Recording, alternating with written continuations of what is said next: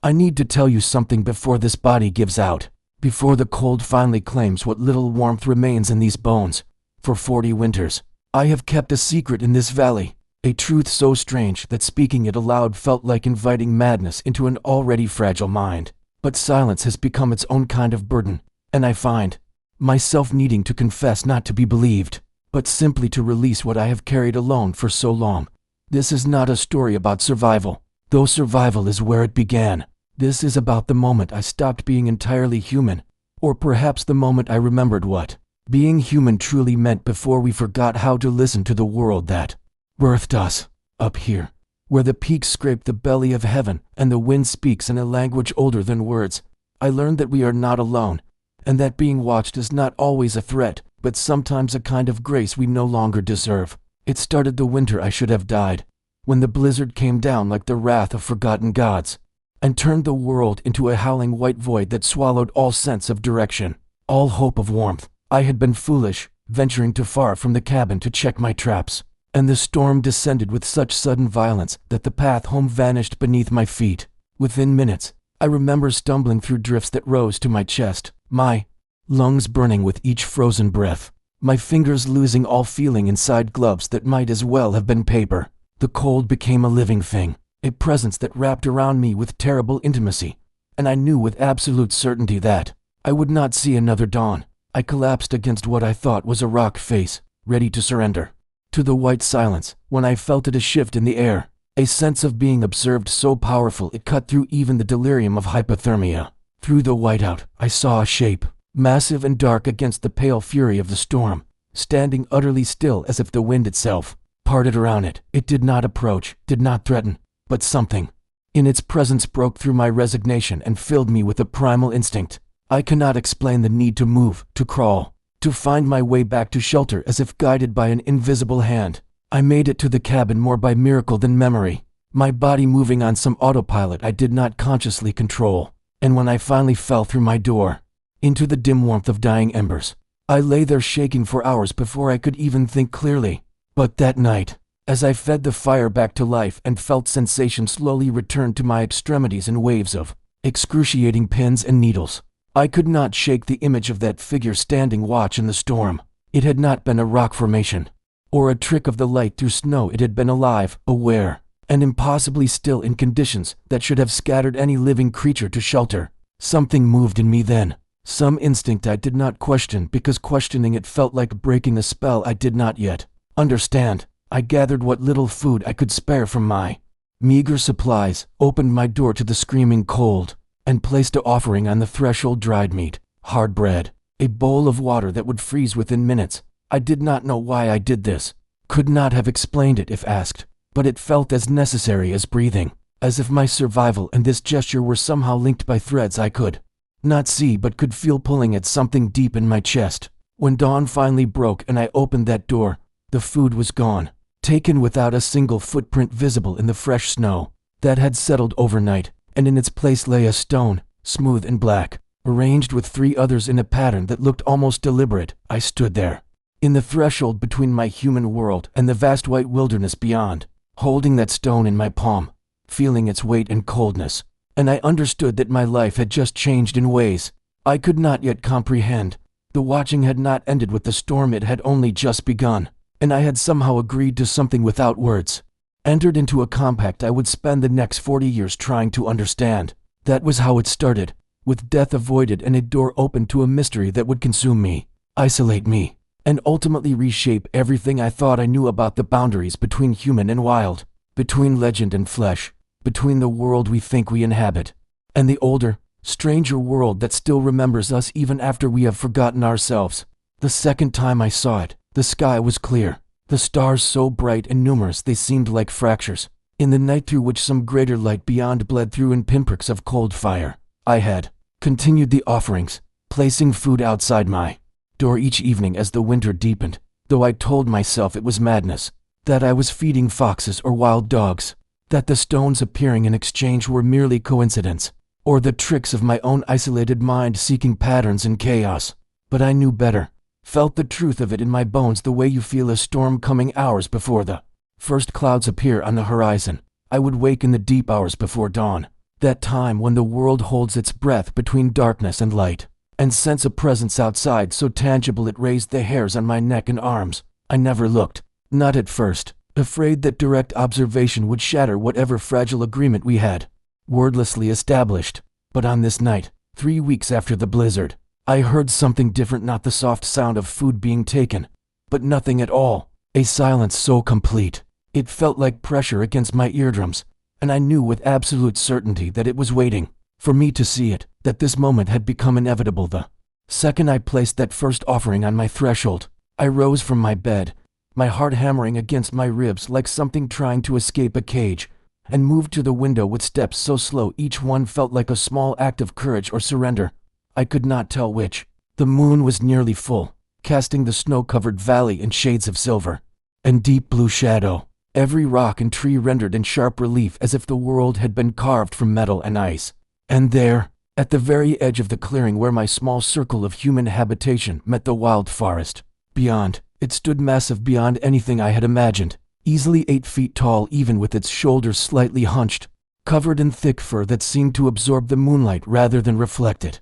making it appear as a living shadow given substance and form. It was not moving, not foraging through my offering, or skulking away like a nervous animal, but standing in profile, its great head turned slightly in the direction of my cabin, and I realized with a jolt that traveled down my spine like electricity that it knew I was watching, and had positioned itself deliberately to be seen. This was not the furtive behavior of wildlife avoiding human contact. This was presentation, revelation, an intentional crossing of some boundary we had been approaching in careful increments. I pressed my face closer to the cold glass, my breath fogging the pain, and for several minutes we remained like that, separated by 30 feet of space and an impossible gulf of understanding. Two beings from different worlds acknowledging each other across a divide that mythology and fear had made seemingly uncrossable. Its body was powerfully built, proportioned like a human, but scaled upward and outward with the mass of something designed for this brutal environment.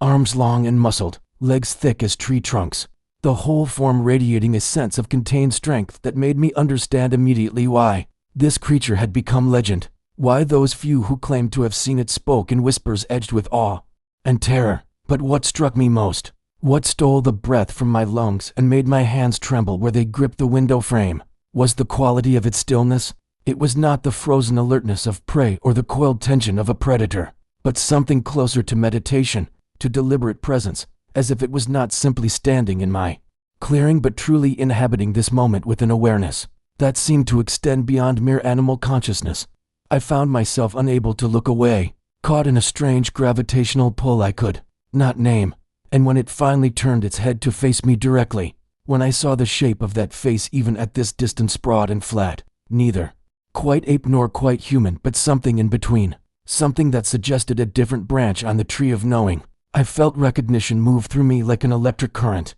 not recognition of having seen this being before, but of having carried its image in some deep ancestral memory that preceded language. Then it did something that changed everything, that transformed this from an encounter with an unknown animal into something approaching communion with an intelligence I had no framework to comprehend. It reached down with one massive hand, picked up the bowl I had left at the forest edge, and rather than drink or take the food I had placed beside it, it held the vessel up, slightly, unmistakably, in a gesture that could only be described as acknowledgement, as reciprocation, as if to say, I see what you have given, and I receive it not with the hunger of a beast, but with the understanding of a being who recognizes the meaning of offering. My knees went weak, and I had to steady myself against the wall, tears springing to my eyes for reasons I could not have articulated, some combination of fear and wonder and the terrible loneliness of 40 years in these mountains, suddenly cracking open to reveal that I had never been as alone as I thought,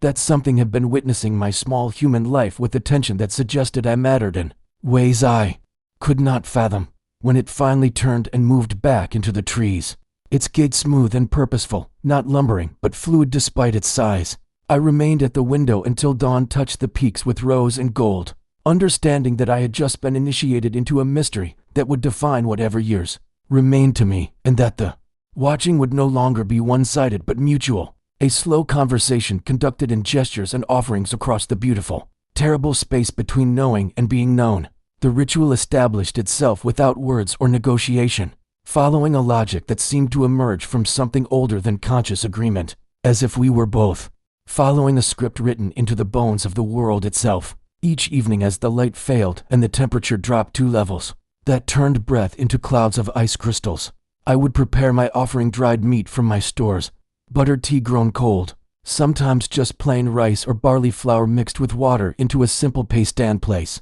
it in a wooden bowl at the boundary between my clearing and the forest, always in the same spot, always just as the first stars began their emergence from the deepening blue of dusk. And each morning I would find the bowl empty, but not simply taken, rather positioned with a care that suggested deliberation, sometimes turned at an angle, sometimes moved a few feet to the left or right, and always accompanied by something left in return, tokens that accumulated in my cabin like artifacts from a civilization that existed parallel to human history but separate from it, speaking a language I was only beginning to suspect might be comprehensible. The stones came first, smooth river. Rocks ranged in patterns I sketched obsessively in my journal, 3 in a triangle, 5 in a line, 7 in a circle with 1 at the center, each configuration repeated for several nights, before shifting to a new geometry that seemed to carry meaning just beyond my grasp. Then came the flowers, impossibly preserved in the deep cold, varieties I recognized from the brief summer months, now frozen in perfect detail as if encased in glass, their petals still holding color that should have faded months before. Arranged in small bouquets that suggested aesthetic sensibility, an appreciation for beauty that mammals concerned only with survival should not possess. The claw marks appeared in the 3rd winter, carved into the trunk of the ancient pine that stood sentinel at the edge of my dwelling, and these were what convinced me beyond all doubt that I was engaged with something that thought, that communicated, that possessed a theory of mind sophisticated enough to leave messages for a recipient it knew would interpret them as intentional. They were not the random gouges of an animal sharpening its claws or marking territory, but deliberate symbols, parallel lines of varying length, cross-hatched patterns, curves that suggested representations of mountains or waves or perhaps concepts I had no reference for, each set appearing overnight and positioned at my eye level, adjusted for human height rather than the creature's own towering stature, proving it understood the difference in our proportions and accommodated for it.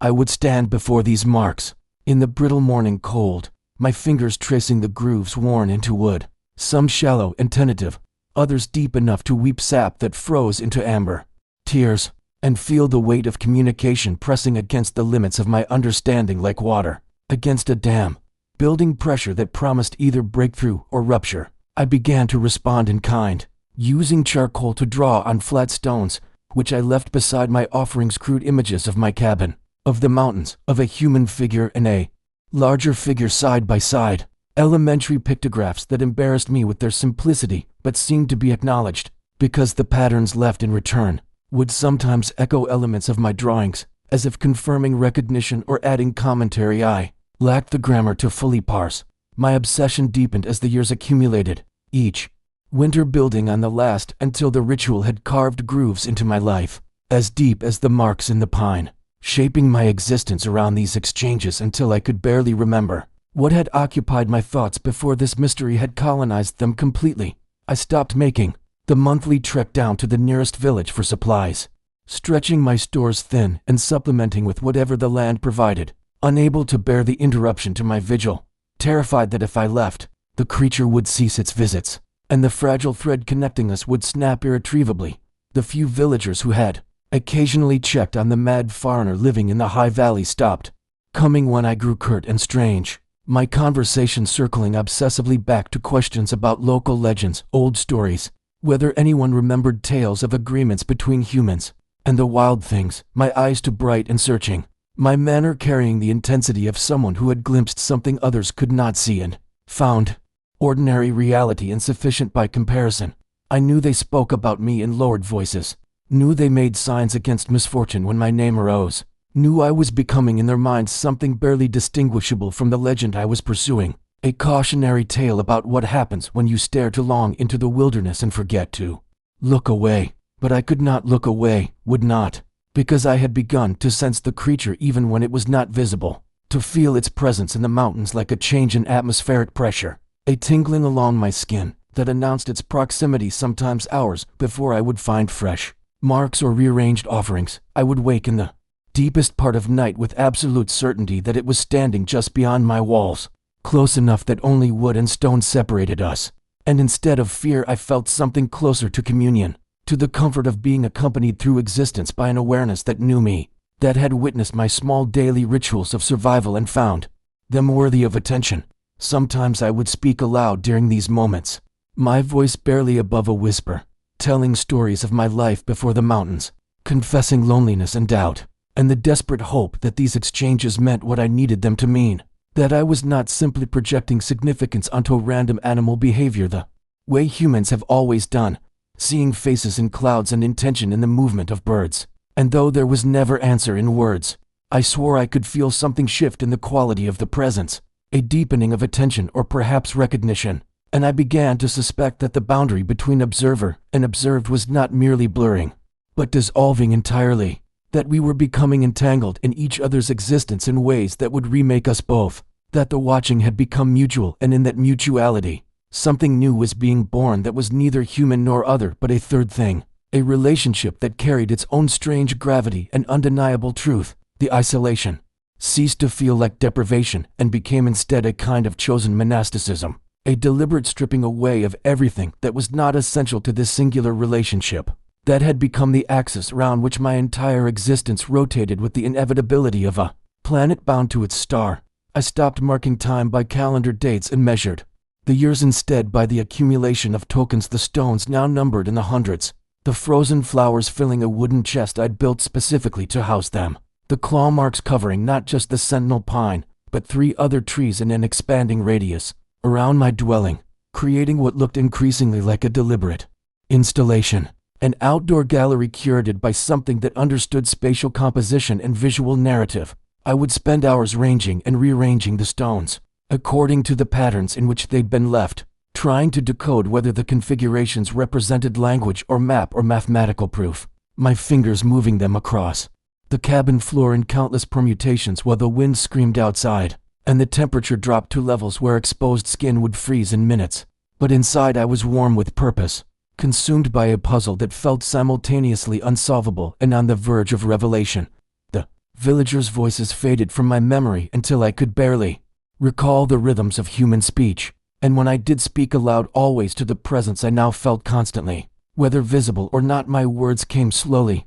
carefully chosen, as if I were learning language anew, and each utterance carried weight that casual conversation had never possessed. The creature began to time its visible appearances with increasingly precise synchronization to moments of my emotional extremity, arriving at the clearing's edge not randomly, but when I was gripped by doubt so profound, I would consider abandoning the vigil entirely, or when illness laid me low for days, or during the anniversary periods when memories of my former life would surface with unexpected violence and leave me weeping for reasons I could no longer fully articulate. It was as though it could read the fluctuations in my psychological weather, sensing when I most needed the confirmation of its existence, the reassurance that I had not imagined this entire relationship into being. Through desperation and isolation-induced delusion, I would look up from my despair to find the massive silhouette standing exactly where the tree line met the snow-covered clearing, motionless as an ancient standing stone. And the relief that flooded through me in those moments was more intense than any human comfort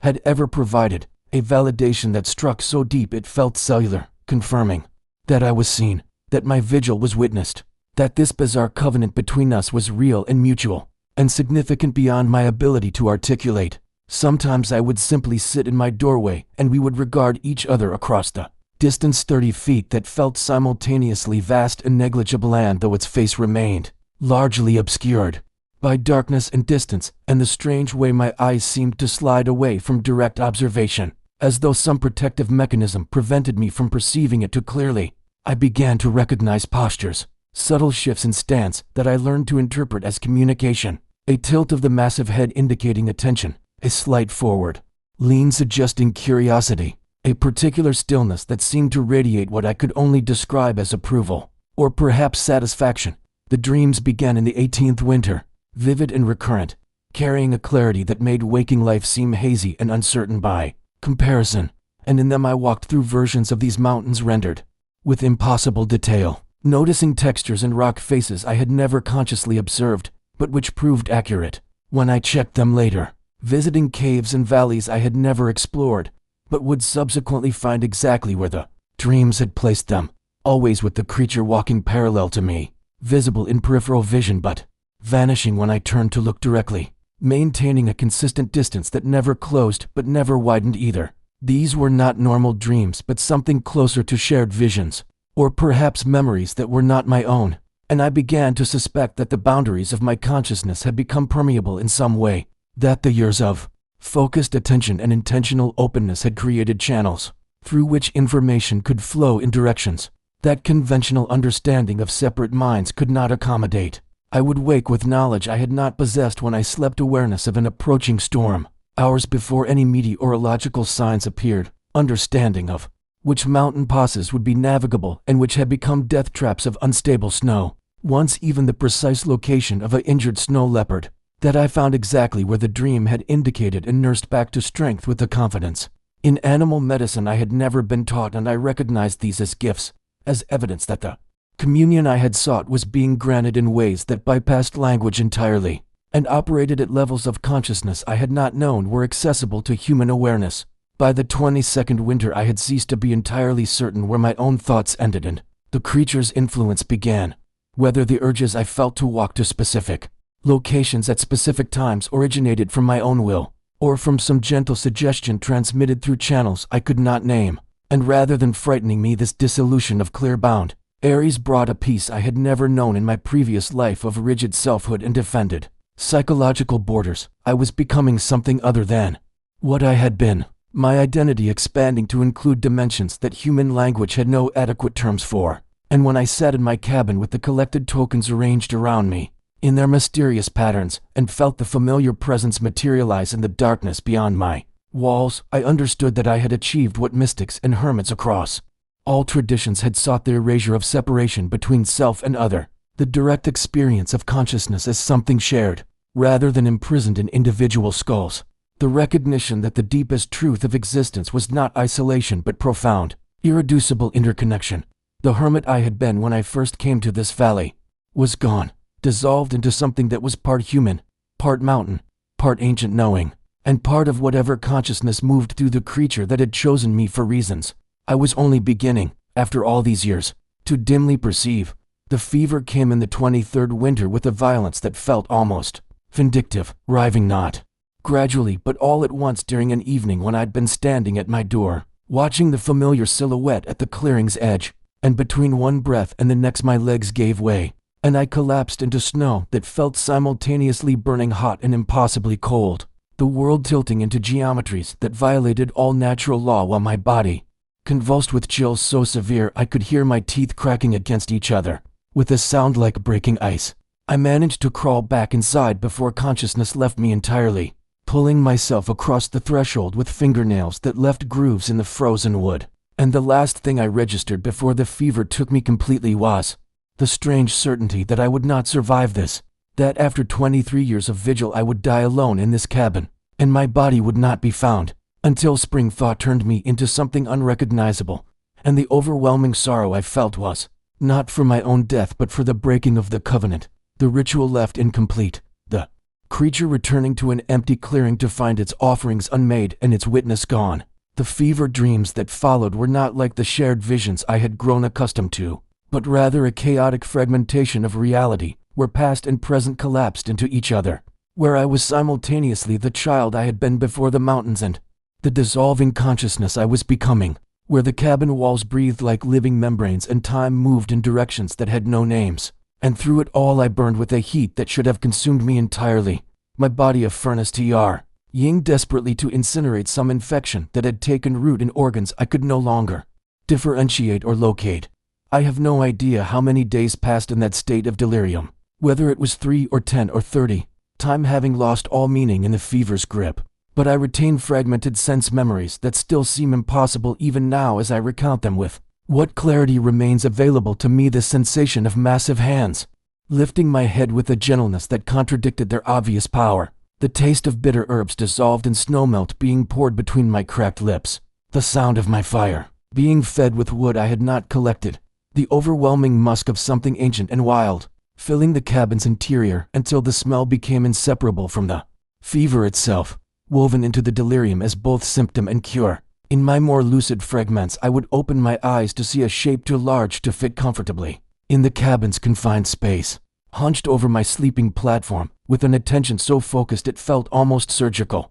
and my rational mind the part still tethered to conventional reality insisted this must be hallucination, that no creature of legend would tend a dying human with the care of a devoted nurse. But my body knew otherwise, recognized at some cellular level that I was being kept alive by will and knowledge that predated human medicine, that I had become the recipient of care I had not earned, but was being given. Anyway, the boundaries I thought had already dissolved between us vanished entirely during those fever days, and I experienced moments where I seemed to inhabit its consciousness as fully as my own, felt the weight of centuries pressing against awareness, sensed the profound loneliness of being last, of watching and waiting while everything familiar slowly disappeared into the grinding wheels of time and change and human forgetting, and I wept without knowing if the tears were mine or some emotional overflow from the presence that kept vigil over my dying body. When the fever finally broke, I woke to find myself cleaned, covered with furs I did not own,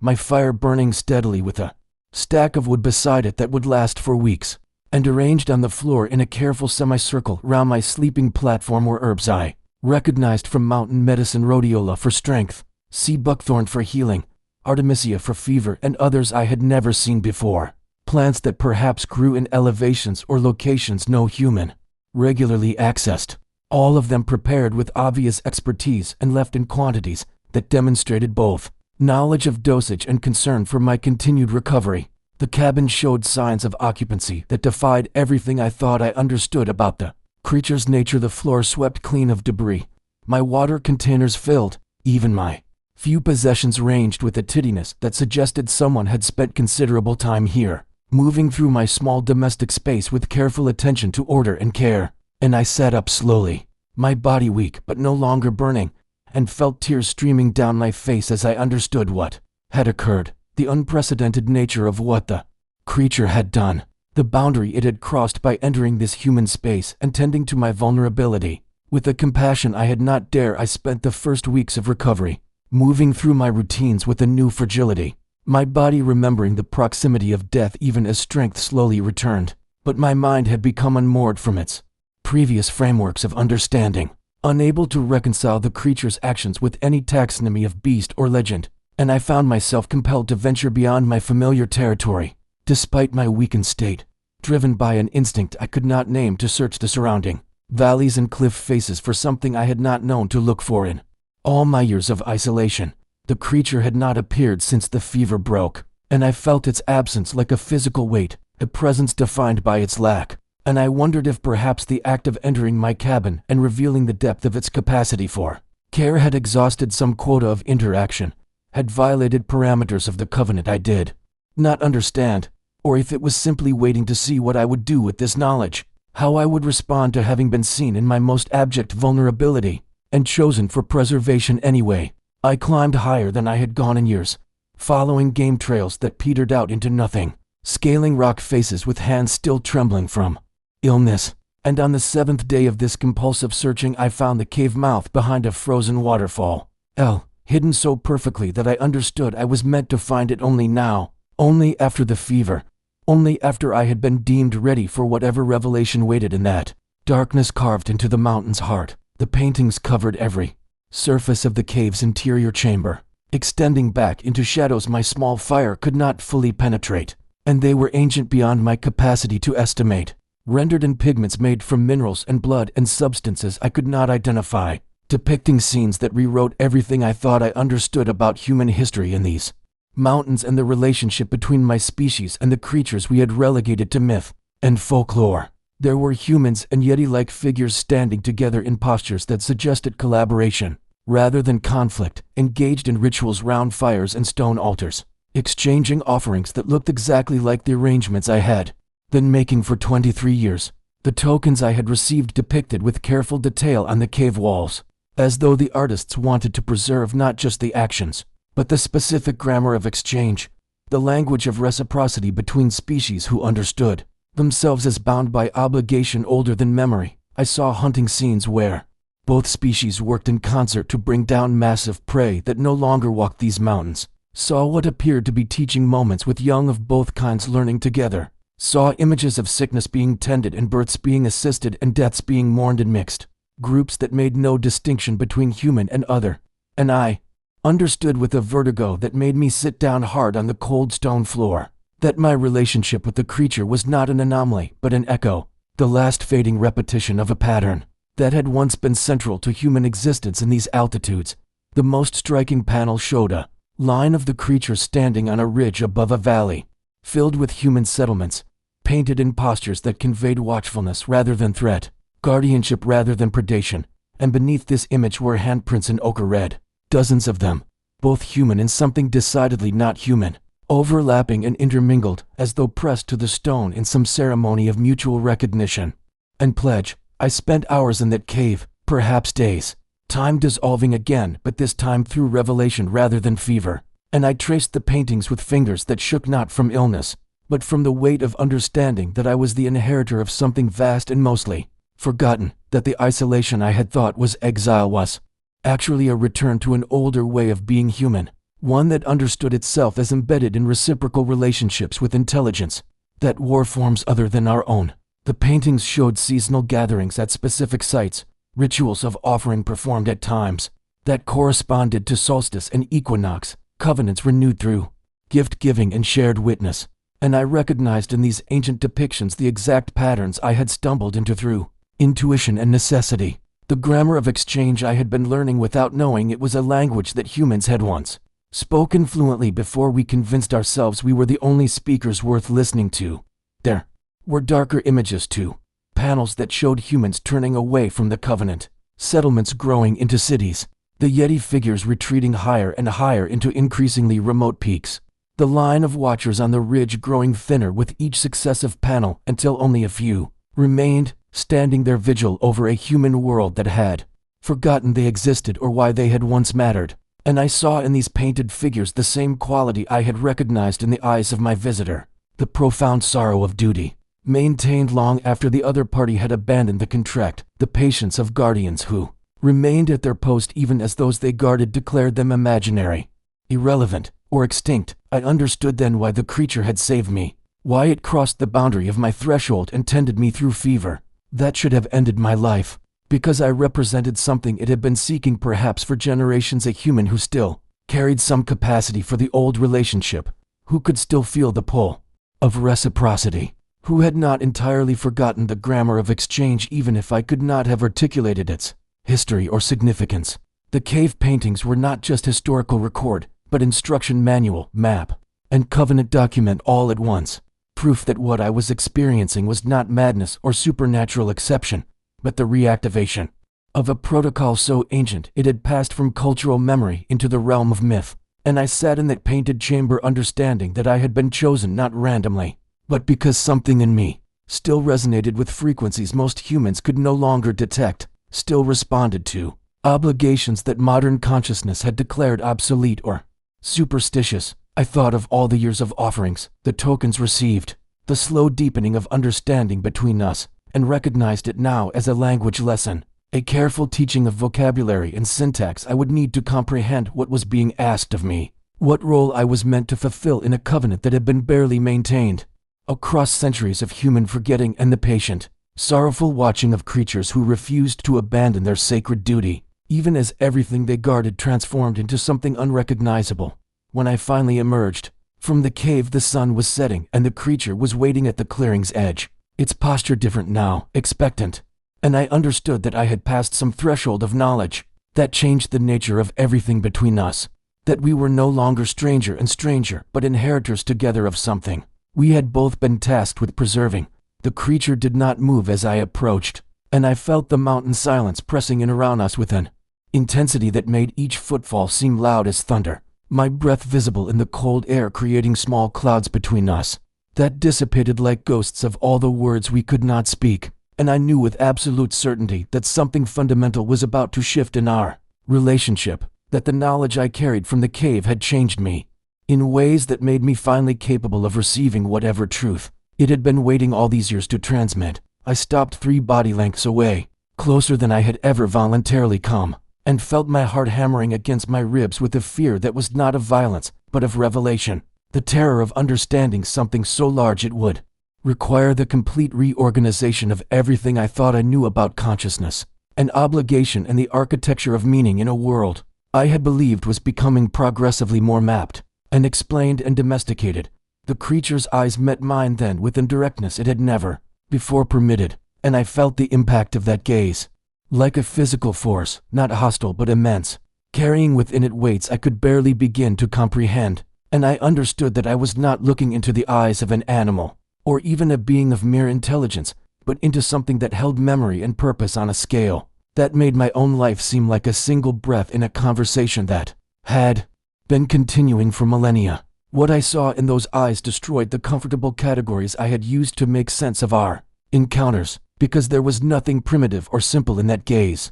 nothing that could be dismissed as instinct or territorial behavior, or the mechanical responses of evolutionary programming, but instead a consciousness that had witnessed so much more than I could imagine, that carried within it the accumulated sorrow of watching my species abandon the covenants that had once made us fully human, that had seen the sacred relationships dissolved one by one as we declared ourselves the only relevant intelligence and remade the world to reflect that catastrophic narcissism. I saw grief there, profound and ancient, the sadness of a guardian who maintains their watch even as those they guard forget them entirely, who continues to honor obligations that have become unilateral, who remains at their post through centuries of being relegated to myth and mockery and eventual erasure from the category of real things worthy of consideration. But beneath the sorrow I saw something else, something harder and more essential, a quality I could only name as duty or perhaps sacred stubbornness. The refusal to abandon the covenant even when every rational assessment would conclude that the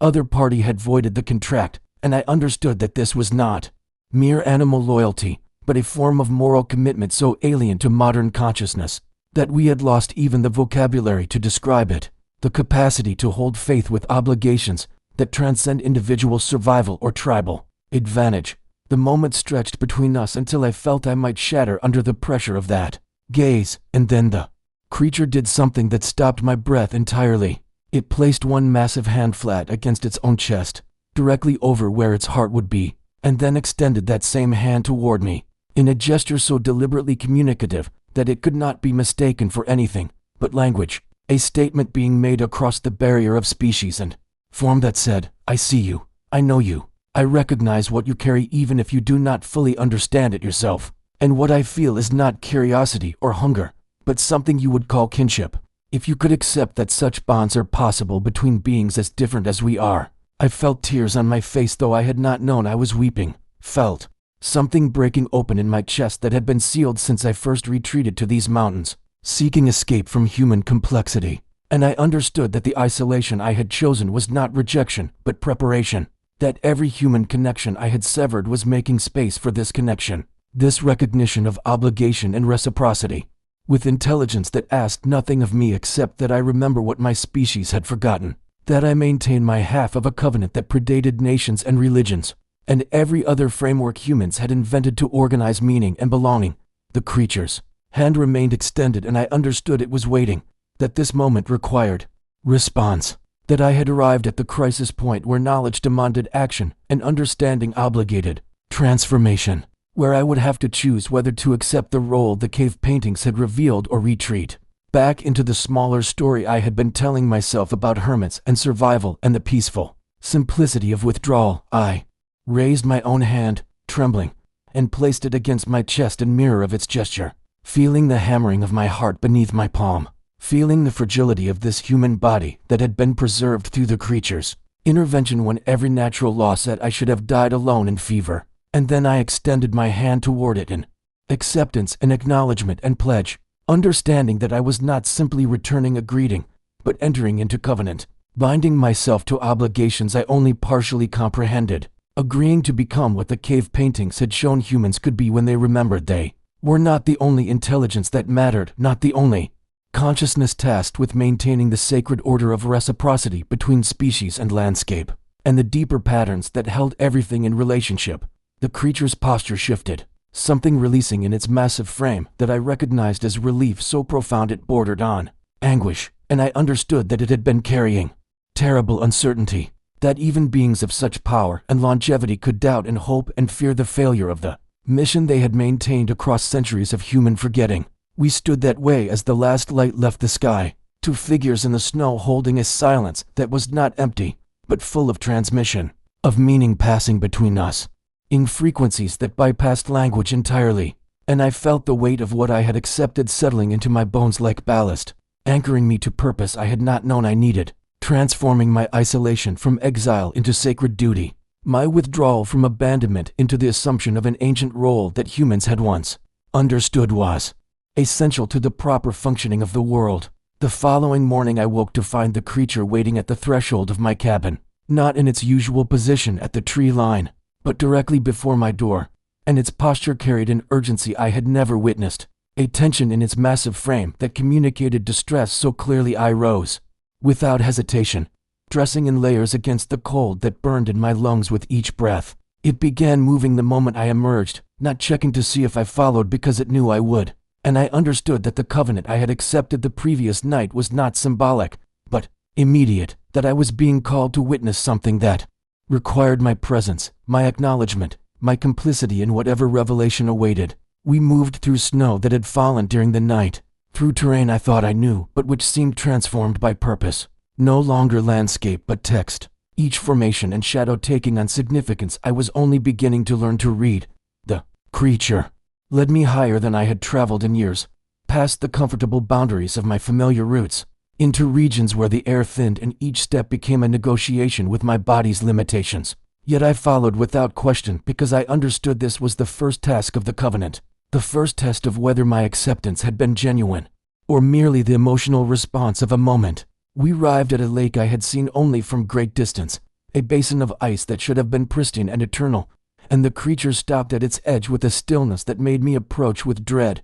knowing I was about to see something that would wound me in ways I could not yet anticipate. The ice was not the seamless white I expected, but fractured and discolored, streaked with sediment that should not have been present, and as I came closer I saw objects frozen within it, plastic containers bearing labels and languages. From valleys far below, chemical drums that had been dumped or washed into watersheds, the detritus of human convenience that had traveled upward through water systems to poison even this remote sanctuary. The creature placed one hand on the ice, and the gesture carried such sorrow that I felt my chest constrict, understanding that this being had watched this lake for centuries, had drunk from it and relied upon it, and witnessed its gradual contamination by species that never considered their waste might travel so far, might corrupt even the places they would never see. I knelt beside the ice and placed my own hand against it, feeling the cold burn my palm, and wept for the first time, not from personal grief but from shame, from the recognition that I carried responsibility for this desecration simply by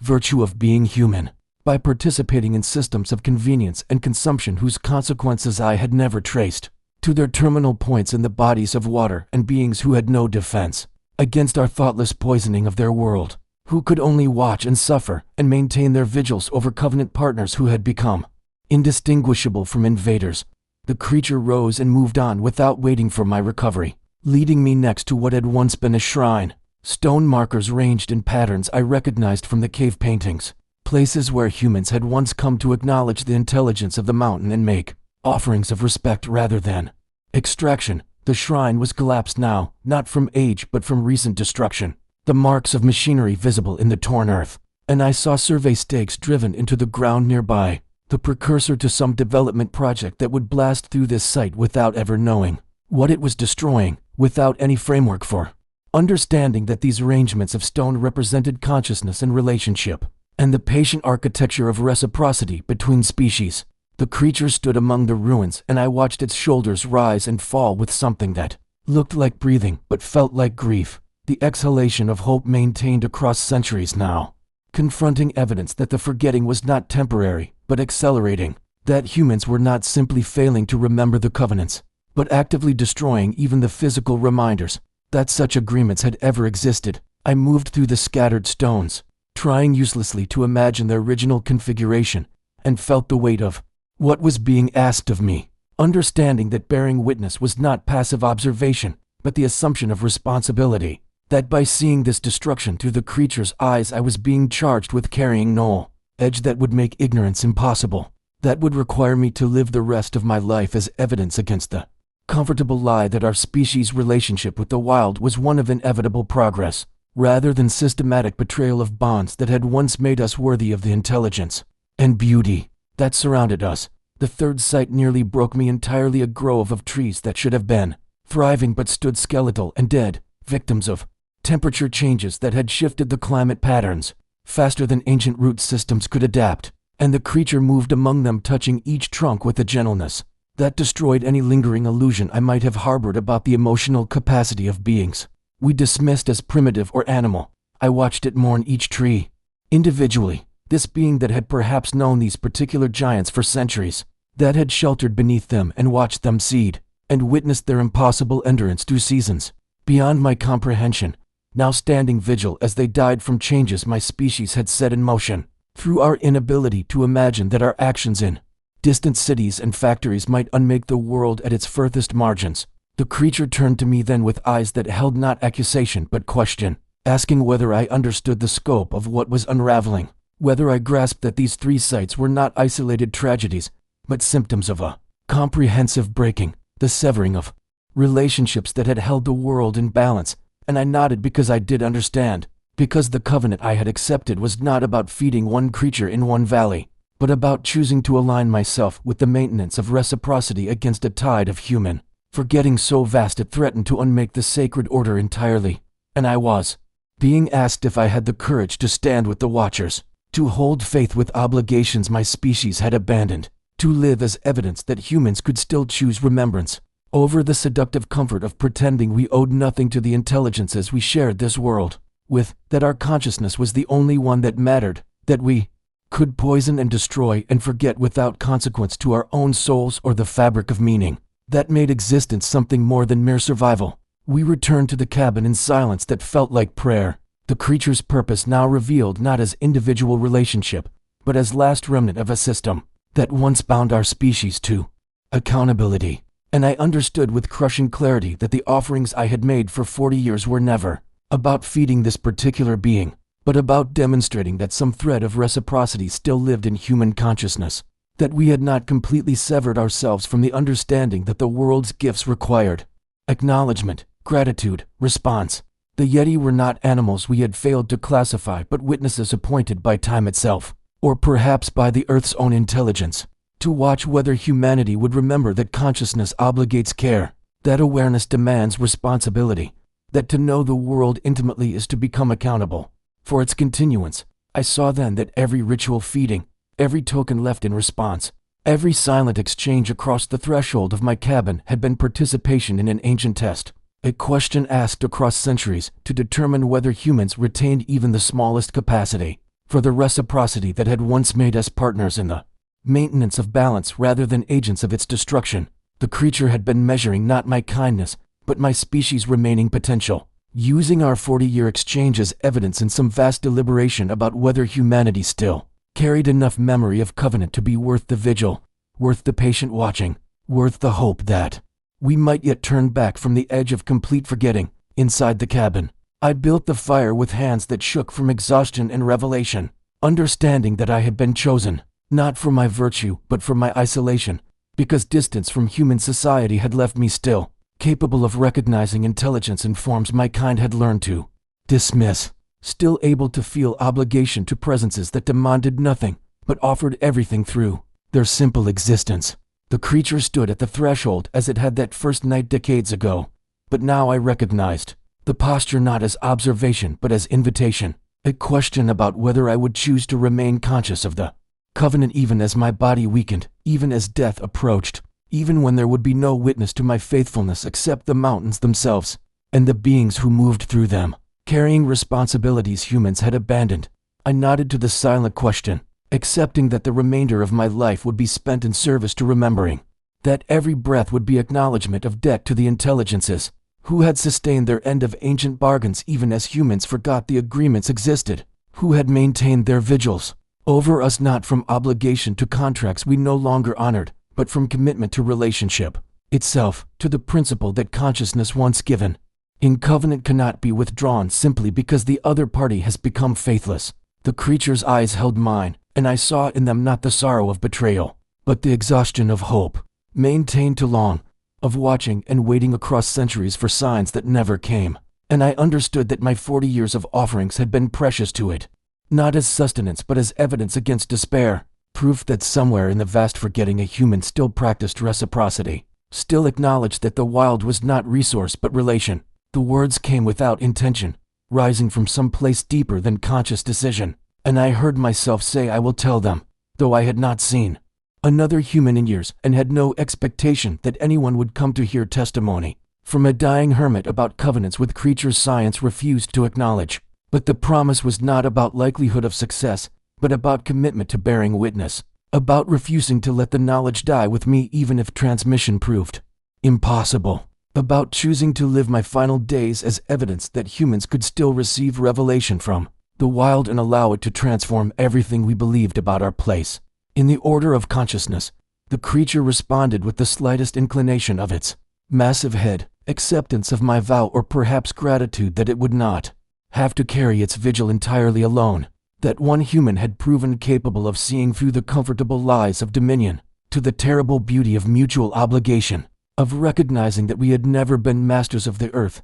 but always its children, charged with care we had mistaken for ownership, trusted with relationship we had degraded into extraction. I understood then that the Yeti were not waiting for humanity to become something new but to remember what we had been, that buried in our oldest stories and abandoned practices lay the framework for reciprocity we needed to resurrect, and that my role was not to create new understanding but to preserve evidence that the old understanding had once existed and could exist again, if we found the courage to submit to obligations that diminished our pretensions, while restoring our dignity as conscious participants in the world's unfolding rather than its destroyers. The creature turned to leave and I called out, will you come back? And immediately recognized the selfishness in the question, the desire for comfort in my final days rather than acceptance of my purpose. But it paused and looked back with expression I can only describe as compassion, communicating without words that it would maintain the vigil as it always had, that my death would not end its watching but transform it,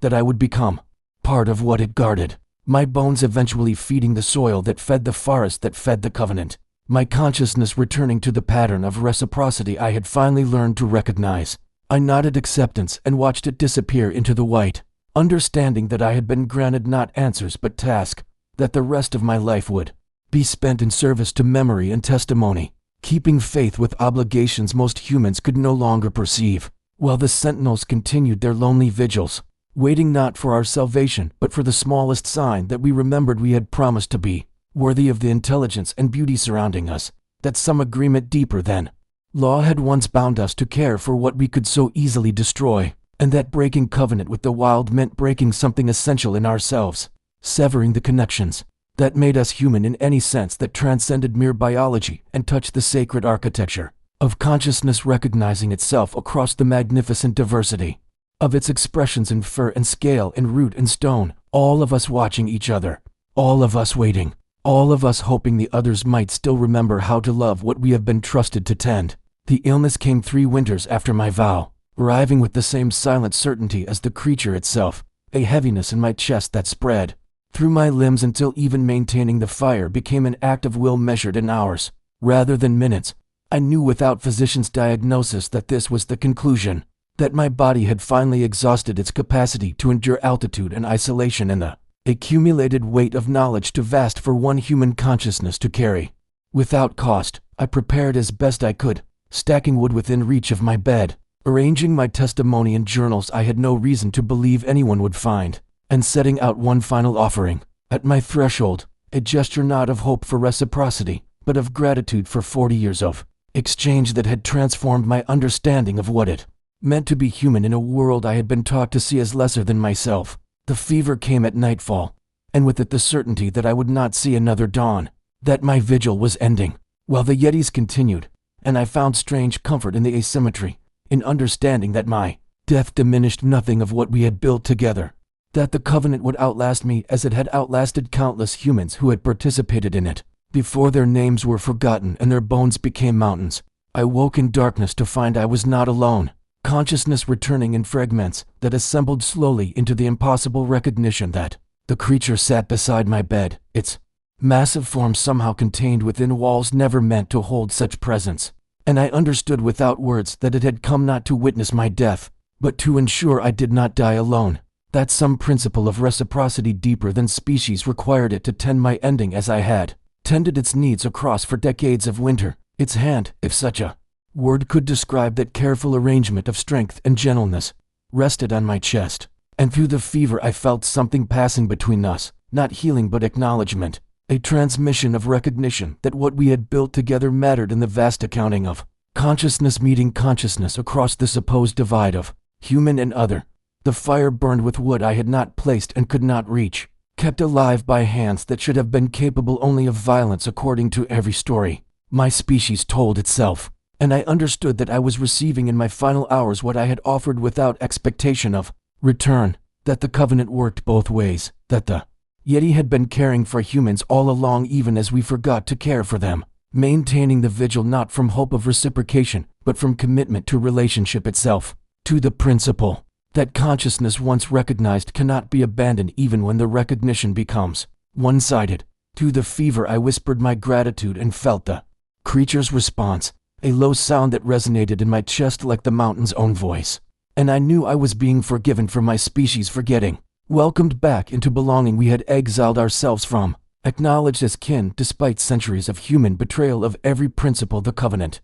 represented. The final understanding came not as thought but as vision, fever or revelation indistinguishable now, and I saw the network of watchers extending across every wilderness humans had not yet destroyed. Sentinels keeping their vigils in forms we had relegated to myth because acknowledging their reality would require acknowledging our obligations to them, beings who had maintained their end of ancient agreements even as we burned the forests where we had made our promises, who had continued caring for the balance we had sworn to protect even as we devoted ourselves to its destruction. The Yeti was not alone, but part of a web of guardianship older than civilization, older than agriculture, reaching back to times when humans understood ourselves as participants in consciousness rather than its pinnacle, when we practiced reciprocity not from moral virtue, but from recognition of mutual dependence, when the boundary between human and wild was permeable rather than fortified, when we knew we were being watched not with judgment, but with hope that we would remember we had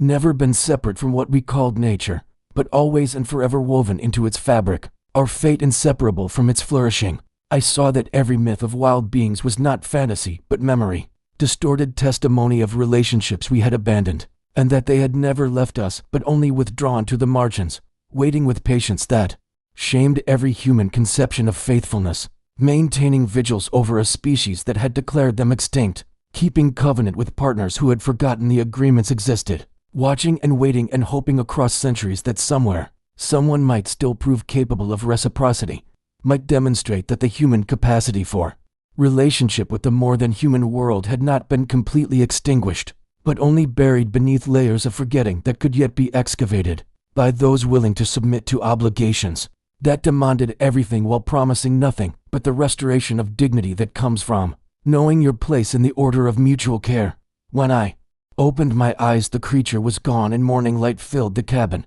my fever broken, my body impossibly restored to enough strength for what remained, and I understood the final gift it had given was not healing but time, a few more days or weeks to complete my testimony, to set down in inadequate words the knowledge that humans were still being watched, still being waited for, still being offered the chance to remember covenant even as we stood on the edge of destroying everything our ancestors had sworn to protect. The journals filled with desperate urgency, my hand moving faster than thought, trying to capture in language what existed beyond words, the felt sense of obligation and belonging that the creature had transmitted, the terrible beauty of being chosen to carry witness, the devastating hope that someone, somewhere, might read this and recognize that the Yeti and their kindred were not legends to be debunked, but intelligences to be honored, not mysteries to be solved but relationships to be restored, and that the watching would continue until the last wild place fell silent or until humans finally remembered that being watched was never about our importance, but about our potential, never about what we were, but about what we had promised to become, partners in the preservation of the sacred balance that makes consciousness possible. guardians of the covenant that transforms existence from mere survival into the mutual flourishing of all beings, who share the gift of awareness and the responsibility of care. Have you considered what watches you from the margins of the wild, and what you might owe in return? Subscribe to remember what we've forgotten.